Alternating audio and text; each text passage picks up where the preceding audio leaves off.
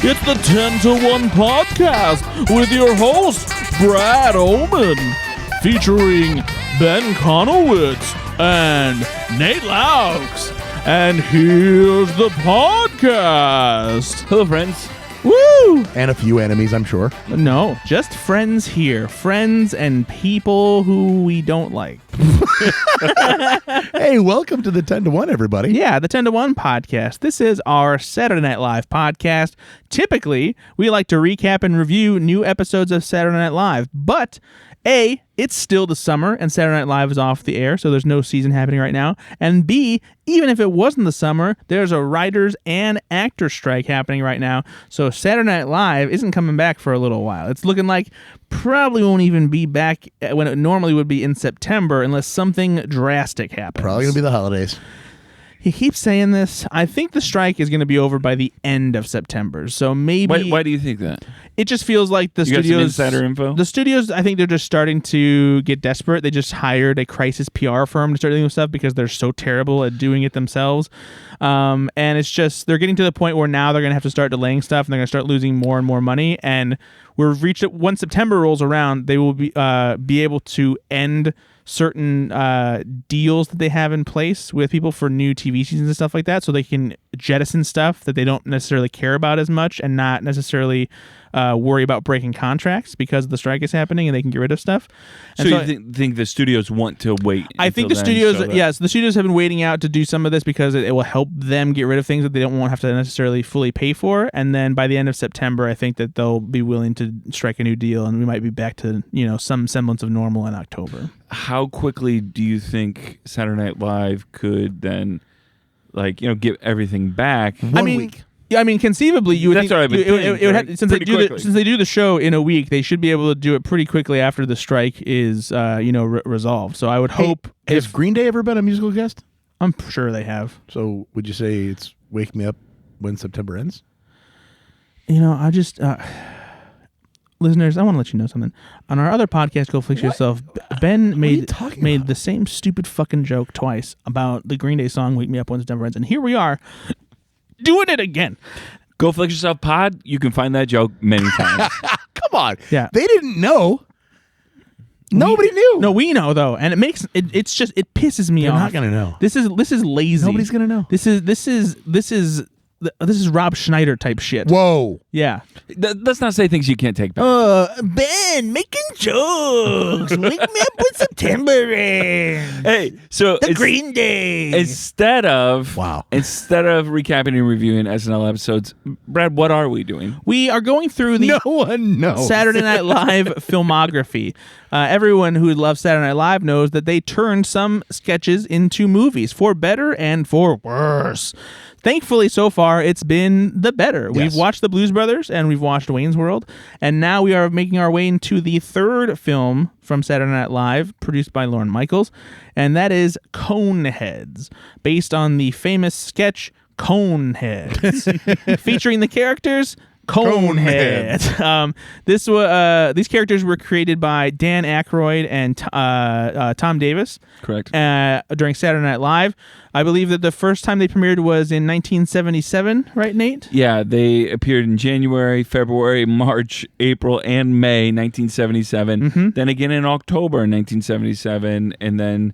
Let's see. It looks like 5 episodes in 1978 and 1 episode in 1979. Yeah, they did a total of 11 or 12 sketches. I think that was. It was a big hit for them. Yep. Yeah, it became. It was actually I believe the first huge beloved recurring characters that were on the show. What's interesting about Coneheads, and we can talk about this later as well.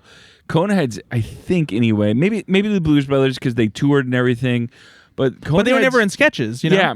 Coneheads it turned into a brand for SNL. They had comic books. They ended up 10 years before this film was made. So in 1983, they did an animated pilot for a TV show. Pilot, and so this kind of became bigger than just Saturday Night Live. There was clearly want for more of this brand in other reaches outside of Saturday night. Really interesting. Yeah, so the premise for Coneheads as it began on Saturday Night Live was following this family of aliens who have heads that are shaped like cones. They're from the planet Remulac, and they find themselves stranded on Earth, and so they have to become acquainted with suburban life. And this was at a time when kind of suburban life was on the rise and was kind of a new thing, introducing people to yuppie culture and just this kind of like new way that people were living lives in their neighborhoods and being very obsessed with like their own life. Yeah, their own lawn, like their own livelihood within their cul-de-sac and things like that. And so putting this family of aliens in there and them trying to acquaint themselves with the world was a funny premise. They famously talk very rapidly in a monotone kind of way. They use complicated phrasing to talk about simple human things. And it's an amusing premise, a lot like plenty of SNL sketches, though it kind of ran its course after a while, even though it was something that was popular for a time. It was roughly the same kind of joke, although I do think that there were a couple great variations of this original sketch premise, because I there's only a couple of these that are officially available on the Saturday Night Live YouTube channel. And the one that's actually pretty decent is they have the Coneheads appear on Family Feud when Steve Martin was the host of the show, and Gilda Radner and John Belushi played one of the other families. And then you have Dan Aykroyd playing Beldar Conehead. You have Jane Curtin as Primat Conehead, and then you had Lorraine Newman as their daughter Connie. And so they're on Family Feud. You've got Bill Murray as Richard Dawson, and it was a pretty amusing variation on it. It worked. Surprisingly, it was an 8-minute sketch, which is crazy to think of. But like it did sustain itself fairly well. I feel like they spent a little too much time with the normal family, and there was kind of like dead air. But the stuff with the Conehead stuff worked pretty well. I feel like these sketches are quintessential late 70s. So Dan Aykroyd talks about he came up with this premise. Now, there's a little bit not of a feud, but I think Dan Aykroyd came up with some of this, and Tom Davis clarified a lot of it. Yeah, for sure. Dan Aykroyd famously says he came up with the idea because he was stoned. That's what I was going to say. These sketches, when I watch them, what if their heads are a lot funnier if you were high? Man. No, honestly, his premise was based on the idea. It's like, it's weird that there's so much space above people's heads on TV. Like, what if their heads were tall enough to reach the top of the screen? and that's where it was. And then part of it that helped flesh out the idea, because it was initially, the idea was that the characters just had a head deformity, but Lorne Michaels didn't want to make a sketch that made fun of people that had a physical condition. Punch down. So they scrapped it.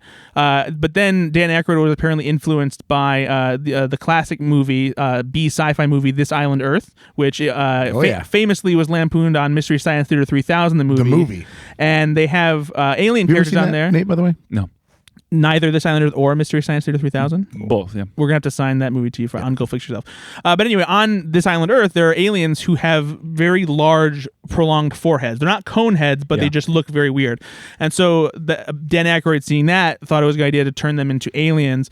And it didn't. They didn't quite make it in the second iteration, but Tom Davis helped refine it and eventually turned into a sketch that debuted on SNL, and it was very popular when it came out, and turned into a phenomenon. It just feels like when I watch the sketches on SNL, these would be a lot funnier if I was in the 70s and high.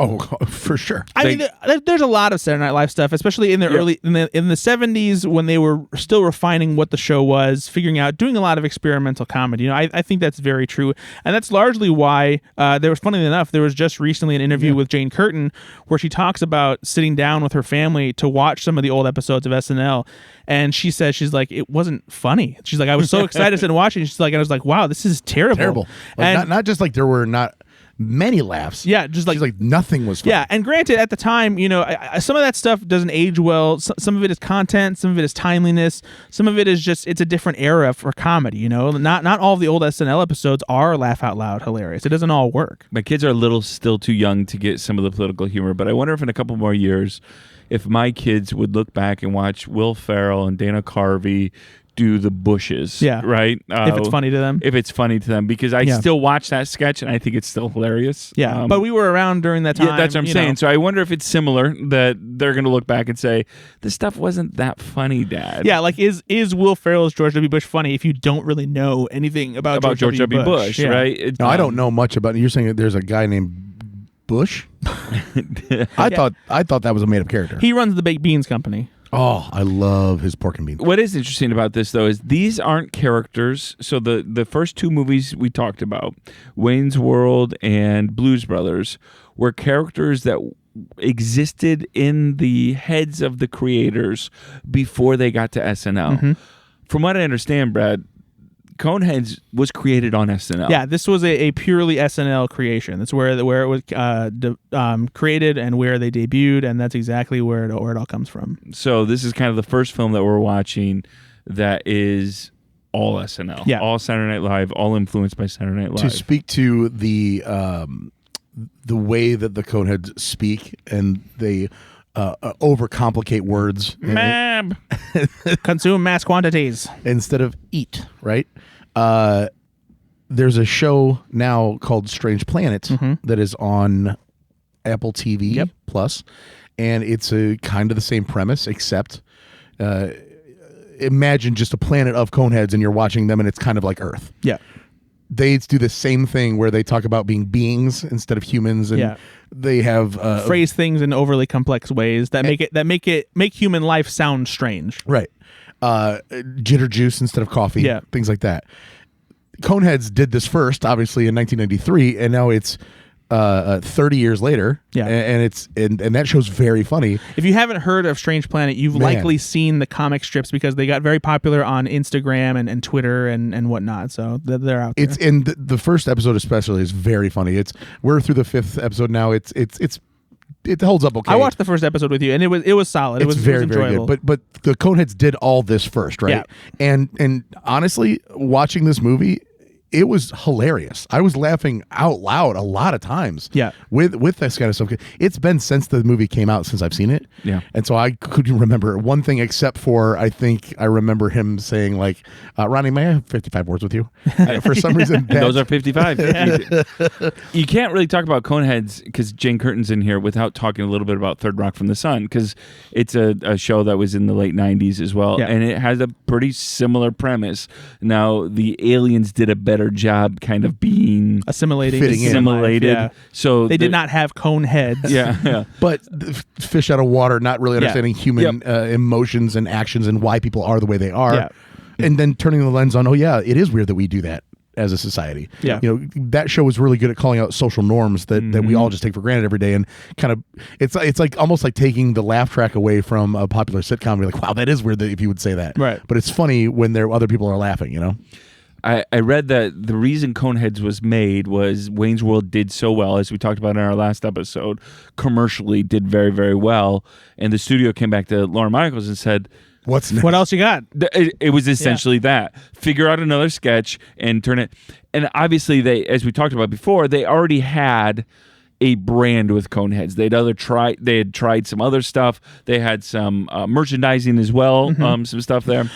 Dust off the old sweatshirts. We're going at it again. And that's honestly one of the things that is so crazy is that Coneheads comes along as a movie so long after the sketches were over, because I mean the animated pilot, which you can actually watch on YouTube in 3 parts. Rankin and Bass did it, and Rankin and Bass is the company that was behind the famous stop motion holiday specials, Rudolph the Red-Nosed Reindeer, Santa Claus is Coming to Town. They also did for us. They define a lot of the holiday special animated stuff, and they also did the animated Hobbit movie and The Last Unicorn, and so they are this very famous animation company. If you go watch this pilot, you'll understand why it didn't move forward, because it is the what are you talking did you watch it? No. So it has very much the same premise as the movie. Tom Davis says this essentially was the plot of the movie. Yeah, and honestly, like if you watch this pilot, it serves as the backbone for what the movie became. It follows Beldar and Primat as they are sent from Remulac to go set up a new base on Earth essentially. And when they get there, they end up stranded and they have to get acquainted with human life. Connie even meets a boy named Ronnie. All this stuff, So the stuff that isn't there is the stuff with immigration and naturalization services. That plot line isn't there, but it very much sets up the idea of that the entire series is going to follow the Coneheads as they are stuck on Earth. And really the pilot kind of acts as a gap filler to show you what happened before the Coneheads ended up on Earth in the sketches, which is where we saw them, But it is funny to see how much of the history and mythology of like Coneheads as an alien species and everything is set up in this animated series and things. And they actually did a pretty good job of carrying over a lot of like the names of the leaders and like just certain traits that they had and whatnot. But the pilot itself it's not very funny. The animation it feels like a cheap Saturday morning cartoon, and I'm glad it didn't work out. So let's turn to the cast, because this cast is Saturday Night Live. I mean, there are 14 members, past and current at the time the film was made in 1983, that were on Saturday Night Live, just all over. But what's interesting, non-Saturday Night Live people, 3 major actors make their debut in this film. 3 major people that you've heard of, I know, have made their film debut. Who was it? Sinbad. No. Oh.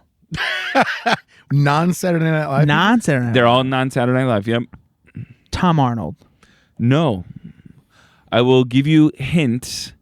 2 of them We're on Saturday Night Live. 2 of them had very famous 90s sitcoms after this. Very famous. 2 of them had very famous 90s sitcoms after this. Who else is it? Ellen DeGeneres. Correct. Yeah. And Bobcat Goldthwait. He was not in this film. no, who's the other one? Drew Carey. Oh, right. So he gets in the taxi. Yeah. Yep. And the other one did not have, but she did fill a lot of my dreams. Joey Lauren Adams. This is her film debut as well. Oh, that's right. She's one of Connie's friends, yep. isn't she? Yeah. Yeah, and so I thought that was kind of fun as well. First film for my favorite comedy duo of all time to be in a film together. Dan Aykroyd and Jane Curtin. Chris Farley and David Spade. So Dan Aykroyd and Jane Curtin obviously reprised their roles from the original sketch. Lorraine Newman does not play Connie because she was older by this time. She does make a cameo appearance as another Conehead on Remulac later in the movie. But the daughter in this case is played by Michelle Burke, who was in Dazed and Confused just the year, or actually the same year. Yeah. I think it was 93. And they do a really good job, actually, of taking the premise of the sketch and turning it into this family comedy, especially with her as Connie. They actually changed the vibe of what Connie was as a character, because if you go back and watch those sketches, Connie is very much a character who is cut from the same cloth as Beldar and Primat. She speaks in the same way. She's very weird. She's not at all like a normal American teenage girl. But in the movie, they make it so that she has acclimated to American Earth life, and she's very much a normal teen who just happens to, have a Conehead because a perfectly sexy girl. easy Farley. But yeah, so it's they took the premise of this and they actually made it better, I think, than what any of the sketches ever were. Oh, for sure. This is one of the rare instances where I think the movie actually makes the sketch infinitely better. It didn't get great reviews, but I do wonder if some of that depth was missing for some people, right? Yeah. That there is actually some depth to this film. Yeah. It is an immigrant story. I know my soon-to-be ex, but she's European, and they've got big kind of first-generation communities in Chicago and other major cities, and it is a huge issue for many first-generation immigrants where their kids grow up American. Yeah, right.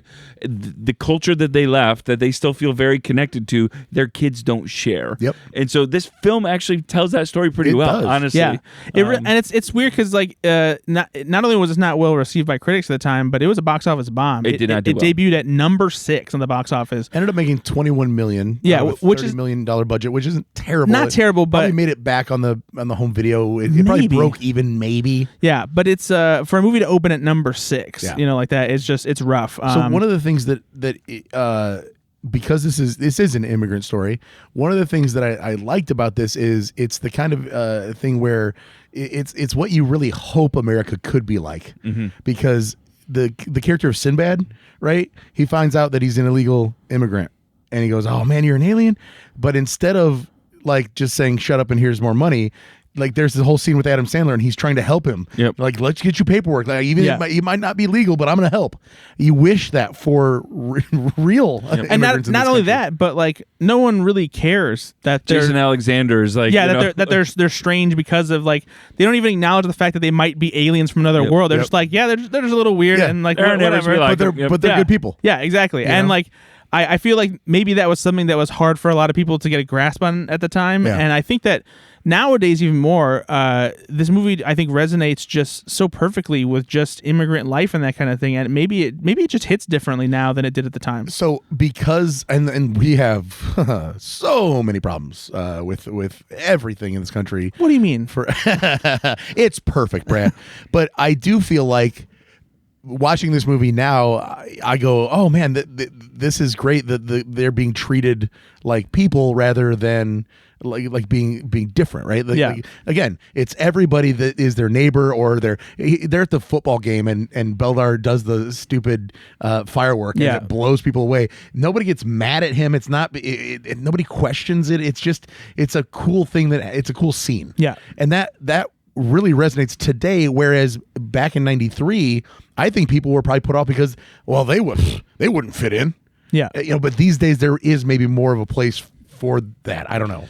Am I making any sense? No. I think that's definitely a big part of it, and I think nowadays too, just with people have, at least some people have started to see immigrants as less as like an invading, enemy, and just like people trying to find a better life. That's the point I was trying to make, and you just made it there. There are swaths in this country of people that are like the Coneheads' neighbors. Yeah. And like Sinbad. Of course. People that just want to help. Yeah. Whereas back even 20, 30 years ago, I think those are harder to find. Yeah. Mm-hmm. And I think that there's a reason that, INS are essentially the villains, in this movie. And like, there's definitely a satirical edge here that maybe some people didn't like at the time because of, what they represented. Maybe it's like a lot of people probably were more like, oh yeah, we don't want illegal aliens. Bailey and I were watching this movie and we're like, oh my God, this is exactly like how INS is right now. Like they're like the shot collar thing. Yeah, it's not even a joke. That was literally like, we watched that like, oh my God, that's probably was proposed in Texas. There were these floating buoys, and then they probably wanted to put shot collars on them next. It was proposed in Florida for Texas. Yeah. But yeah. You know what I'm saying? Like that's the kind of stuff that's really happening. So let's talk a little bit about this cast. So I mentioned Chris Farley and David Spade earlier. This is Chris Farley's first kind of major film. He was the security guard in Wayne's World, but very, very big part. What did you think of Chris Farley in this? Well, he's great. He's great. Yeah, I mean, he's a big, charming goofball.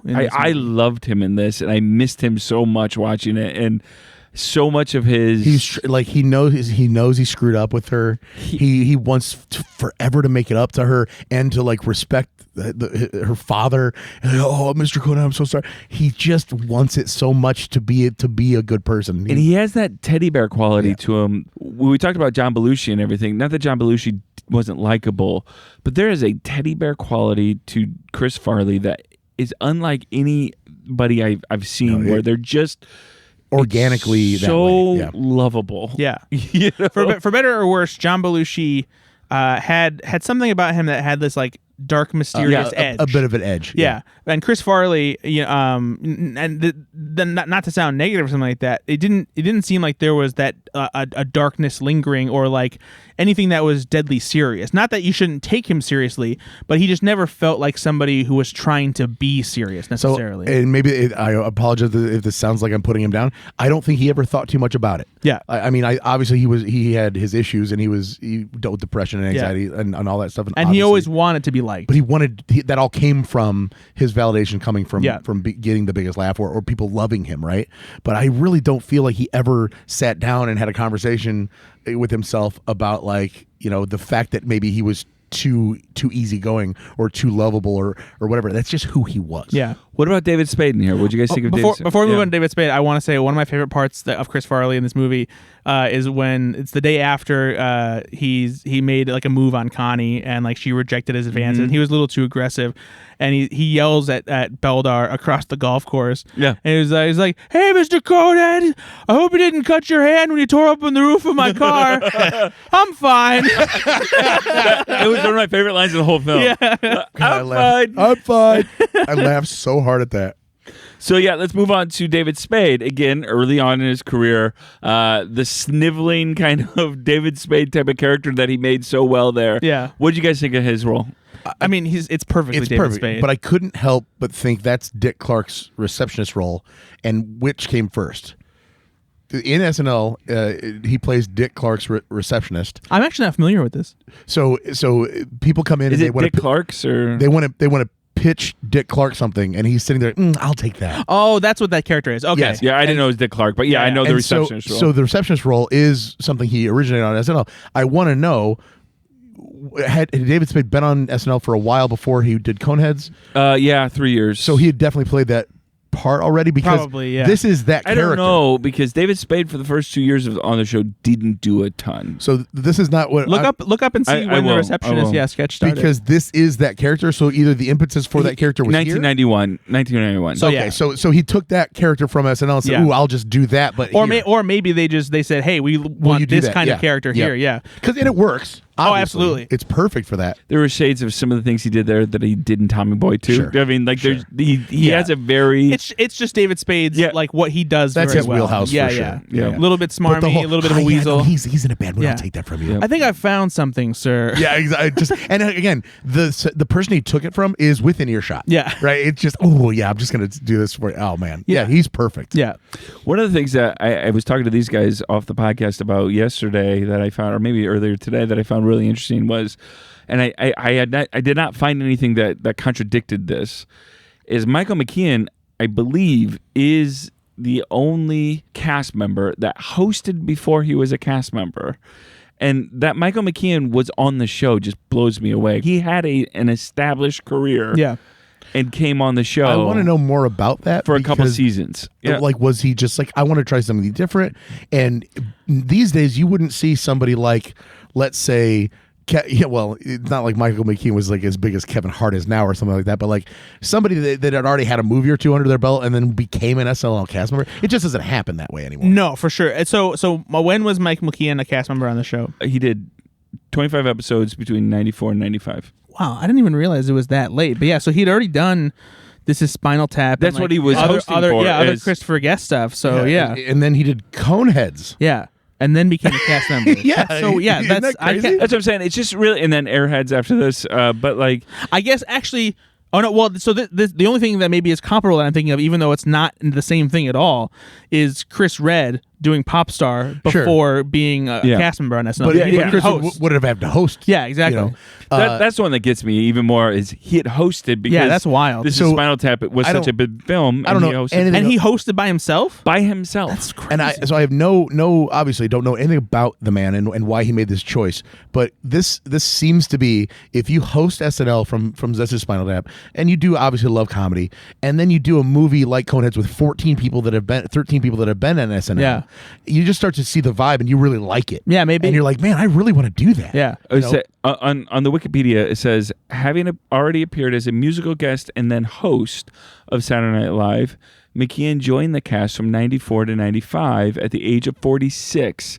He was the Wild. oldest person ever to join the SNL cast at the time, later Until surpassed Leslie by Jones. Leslie Jones, who joined in 2014 at age 47, one of a handful of SNL cast members who weren't already hired to work behind the scenes, like SNL's numerous writers turned cast members, to appear on the show before becoming a cast member, and the only one to be a musical guest and a host before becoming a cast member. That's wild.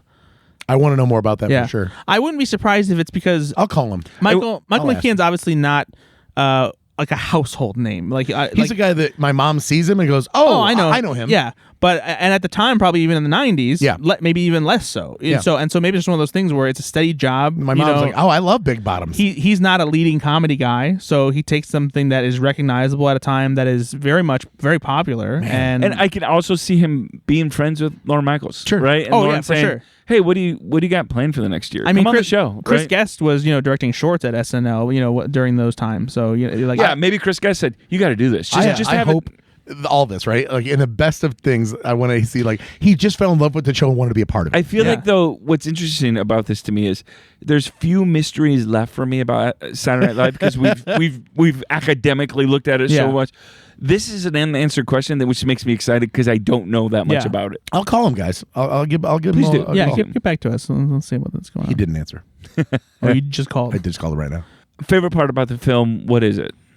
Is it the story? Is it the performances by the main cast members? I think that the fish out of water stuff works so well, and I remember laughing out loud, like even the dumb gags really worked for me. Like the way that Beldar offers Sinbad a condom to chew, Yeah.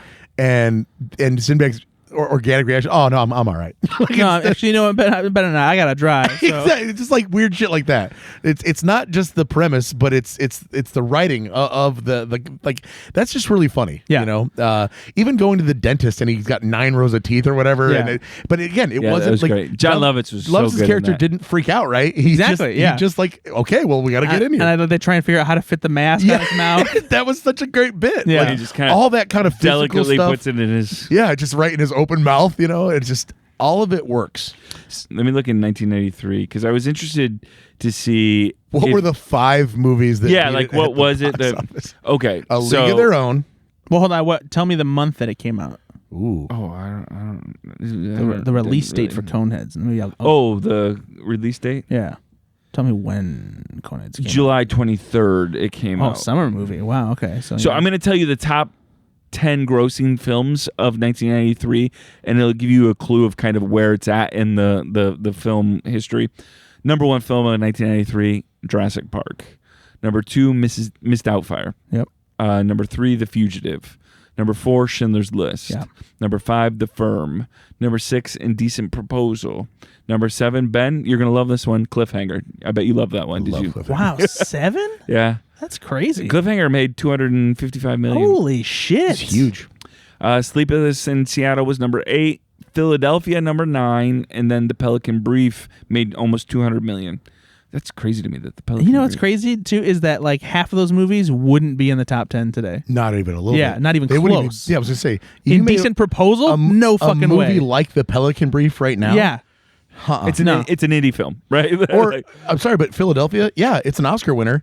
But Oscar winners these days don't produce $200 million at the box That's office. wild. That's wild. so those are the competition, right? Those and Coneheads did not do So what well. are you able to see the 5 movies that were above Coneheads at the box office in July of the year? I'm betting Jurassic Park was probably still one of them, a holdover. Ooh, let me look real quick. If you go, I bet you if you go to Box Office Mojo, you can see like the week by week breakdown or even the numbers.com probably has it. So the films, July 23rd through 25th, 1993, the best films at the box office that produced the most money anyway. Number 1, Poetic Justice. Wow. Was that Janet Jackson? Yeah, And Tupac.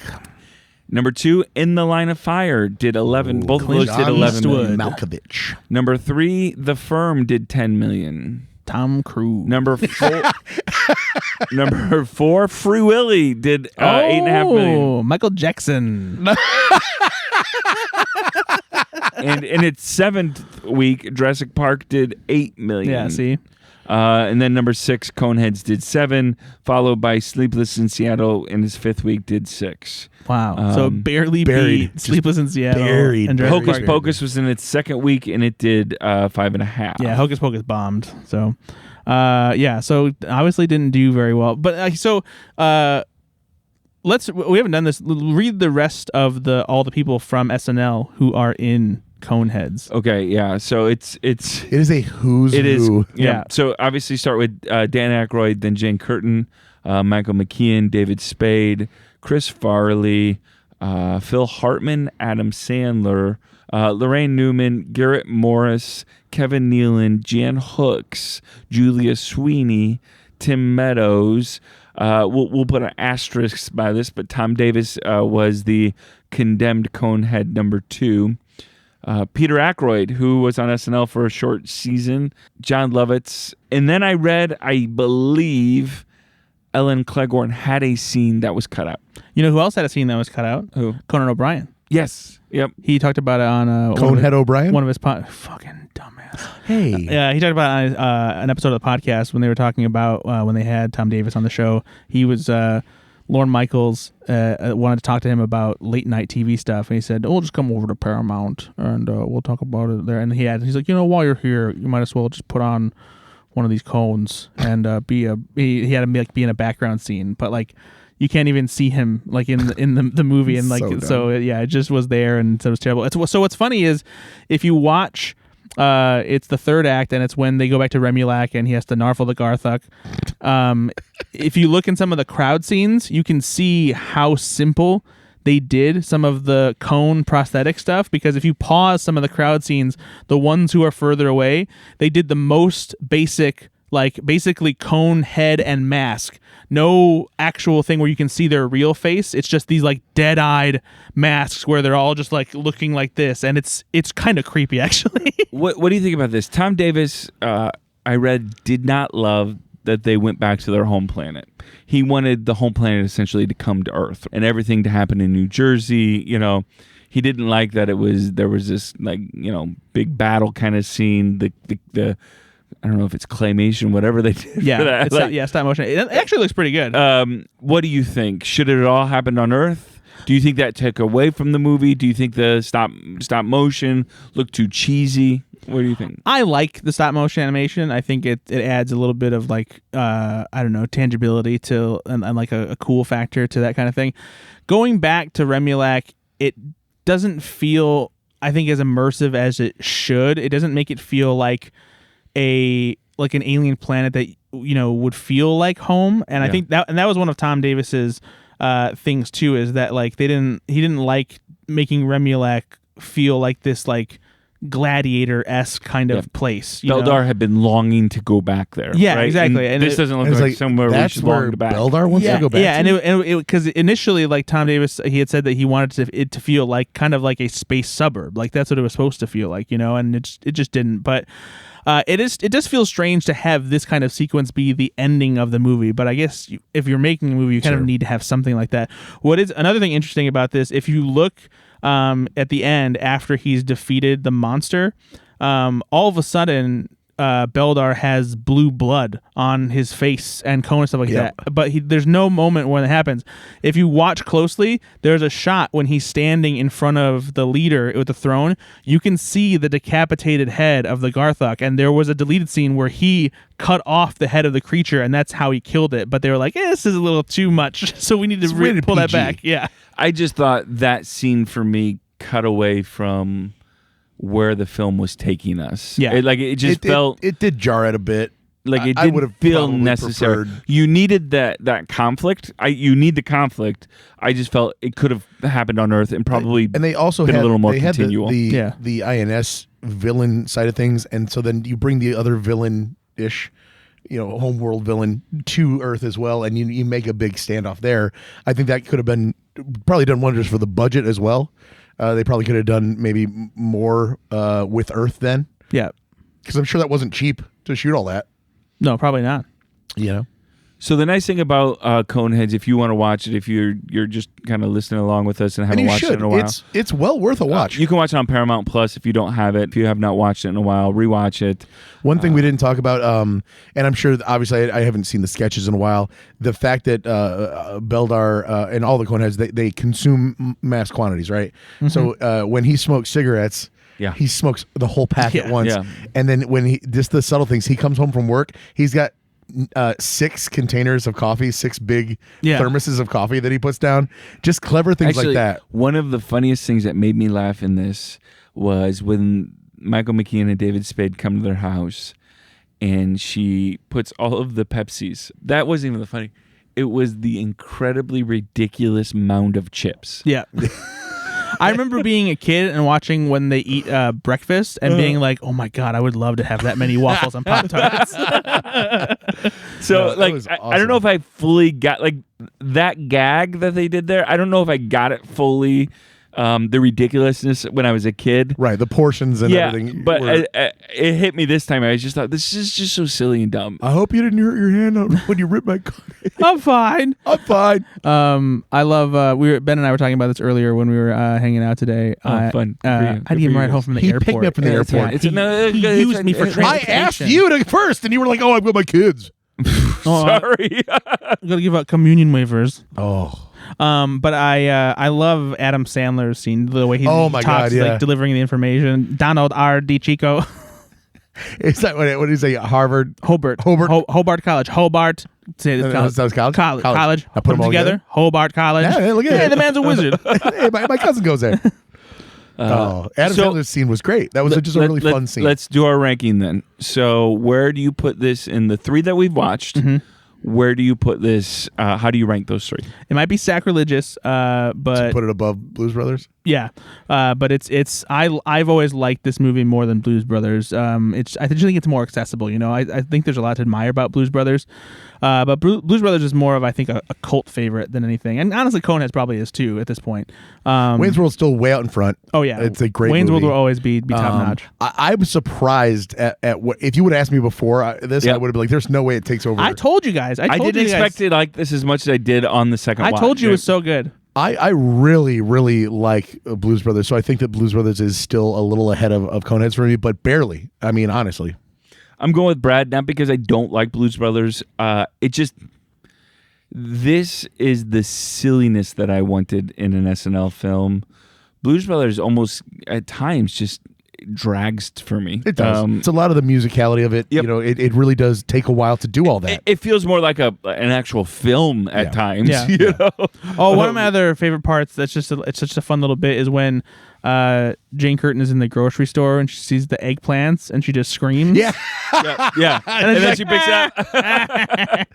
Her Actually, laugh is fantastic. I think Jane Curtin is better in that role than Dan Aykroyd is. What's interesting is Beldar had more of an evolution from the sketch to the movie, because if you go back and you listen to the sketch, and especially if you listen to his voice in the animated series, he does much more of a nasally version of Beldar, makes it sound a lot weirder, whereas in the movie he sounds a lot more just like Dan Aykroyd doing like a weird monotone voice. There was, similar to the screaming bit from the grocery store, in the Family Feud sketch, there's actually a pretty great ongoing thing where whenever they do the buzzer when you miss a thing and it goes they all go I'm gonna go back and watch that then. Yeah. All right.